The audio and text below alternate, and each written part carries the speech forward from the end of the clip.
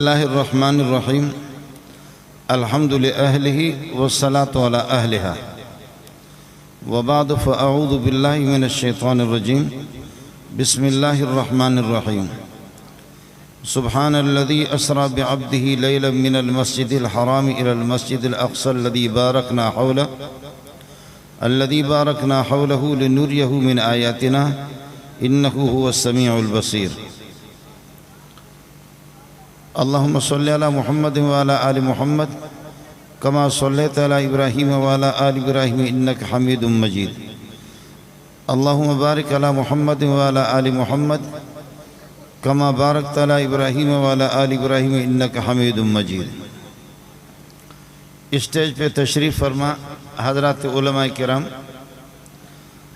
جلسے کے منتظمین، قاری مطہر صاحب رحمۃ اللہ صاحب، مولانا رشید صاحب اور دیگر کارکنان حضرات جنہوں نے اس پروگرام کا اہتمام کیا ہے، اللہ تعالیٰ آپ حضرات کو جزائے خیر عطا فرمائے کہ اس کار خیر میں اتنے لوگوں کو آپ نے جمع کیا۔ انشاءاللہ یہ بروز قیامت پیارے پیغمبر صلی اللہ علیہ وسلم کے سامنے آپ حضرات کے لیے انشاءاللہ ذریعہ نجات بنے گا جن نوجوانوں نے اس میں حصہ لیا ہے۔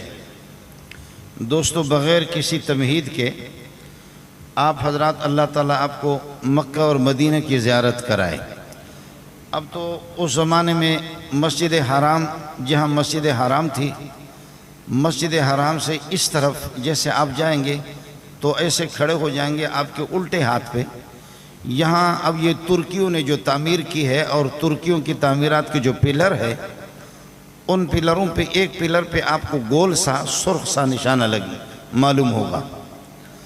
اب تو مسجد کی توسیع کی، اس میں لاکھوں انسان، اس زمانے میں تو 10,000 نہیں 5,000 لوگ بھی اس میں یعنی جمع نہیں ہو سکتے تھے۔ مسجد چھوٹی تھی، اب تو توسیع ہو گئی، اب 40-50 لوگ دائیں بائیں اور اوپر منزلوں میں 40-50 لاکھ لوگ اس میں آ سکتے ہیں۔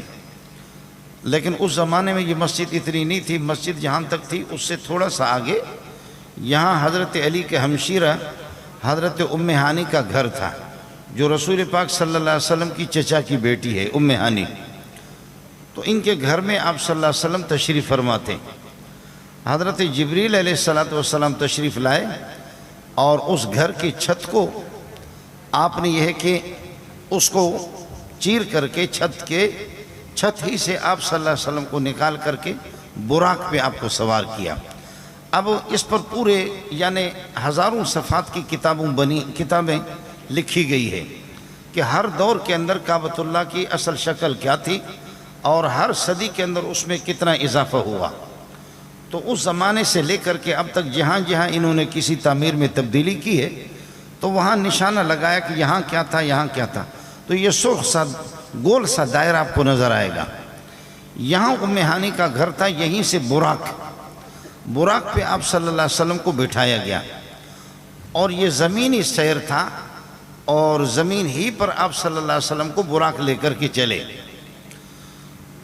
براق وہ نہیں ہے کہ جو میرے اور آپ کے گھروں کے اندر ایک تصویر لگی ہوتی ہے کہ گھوڑے کی تصویر ہے یا گھوڑی کی تصویر ہے، پھر اس کے ساتھ ایک خاتون کی خوبصورت ایک خاتون کی تصویر لگائی ہے۔ یہ کوئی بغیرت قسم کا انسان گزرا ہوگا دنیا میں جس ذلیل نے یہ تصویر بنائی ہے۔ براق یہ نہیں ہے۔ حدیث میں یہ کہا گیا ہے کہ دراز گوشت آپ سمجھتے دراز گوشت جس کے بڑے لمبے یہ ہے کہ کان ہوں، گدھے کو کہتے ہیں۔ دراز گوشت میں اس لیے کہہ رہا ہوں کہ جب محدثین اور مفسرین جب رسول پاک صلی اللہ علیہ وسلم نے جب دراز گوشت پر سواری کی ہے تو یہ نہیں کہتے کہ نبی نے گدھے پر سواری کی ہے۔ بعض مولوی ہمارے جوش میں آ کر کے کہتے نبی گدھے پر سوار ہو گیا، تو مولوی چونکہ خود گدھائی ہوتا تو گدھائی سے ترجمہ کرے گا، اس لیے محدثین اس سے منع کرتے ہیں کہ جب دراز، اس لیے محدثین کہتے ہیں دراز گوشت جس کے لمبے کان ہیں۔ حضرت نے دراز گوشت پر سواری کی ہے، لیکن یہ نہیں کہتے محدثین اور مفسرین، ان کو جرأت بھی نہیں ہوتی کہ نبی نے گدھے پر سواری کی ہے۔ اور میں نے عرض کیا کہ مولویوں کی ہماری ایک بڑی تعداد ہوتی جو ہوتی گدھے، تو وہ کہتے کہ نبی نے گدھے پر سواری کی ہے۔ تو گدھے سے وہ منع کرتے ہیں کہ یہ نہ کہیں آپ. تو یہ دراز گوشت سے ذرا اوپر کا السلام علیکم ورحمۃ اللہ وبرکاتہ. محترم سامعین، شب معراج وہ رات جس دن معراج کا واقعہ پیش آیا اس کو کہتے ہیں شب معراج. معراج کہتے کسے ہیں؟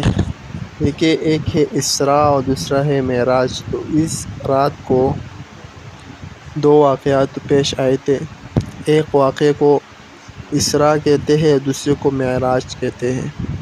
تو حضور علیہ السلام کے دو سفر ہوئے اسی رات. ایک سفر مکہ سے بیت المقدس مسجد اقصیٰ کی طرف، اس کو کہتے ہیں اسراء. اس واقعے کو وہاں حضور علیہ السلام نے جو تمام انبیاء کی امامت فرمائی.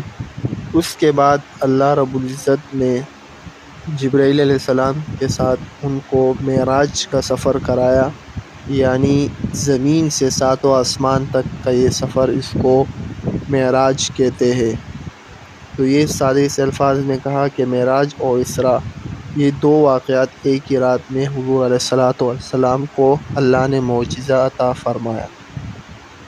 رہی بات یہ کہ اس رات کو کوئی خاص عمل کرنا چاہیے یا نہیں، تو اس کے بارے میں کوئی بھی حدیث یا کوئی بھی روایت مروی نہیں کہ جس میں حضور علیہ السلام یا خاص طور ان کے محبین صحابہ کرام نے کوئی عمل کیا ہو جس کی وجہ سے ہم بھی عمل کریں. تو لہٰذا جب صحابہ نے کوئی عمل نہیں کیا سوائے اس بات کے کہ حضور علیہ السلام کی نبوت کی تصدیق کی، کہ حضور علیہ السلام کا یہ معجزہ اللہ نے عطا فرمایا کہ وہ انہوں نے ایک ہی رات میں مکہ سے اقصیٰ اور اقصیٰ سے ساتواں آسمان کا سیر کیا.